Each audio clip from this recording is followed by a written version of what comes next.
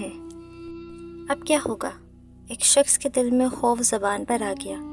ہونا تو بدترین سلوک چاہیے، لیکن توقع ہے کہ محمد ہمارے ساتھ رعایت برتیں گے صلی اللہ علیہ وآلہ وسلم۔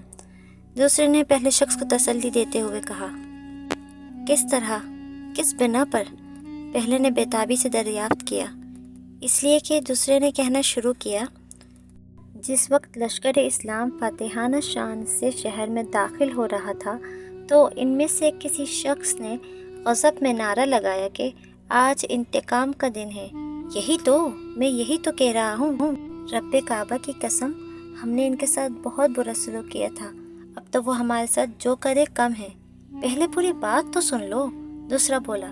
ابھی اس نعرے کے الفاظ ختم بھی نہ ہونے پائے تھے کہ ایک اور آواز ابھری، نہیں، آج انتقام کا نہیں، درگزر کا دن ہے۔ اور معلوم ہے یہ کس کی آواز تھی؟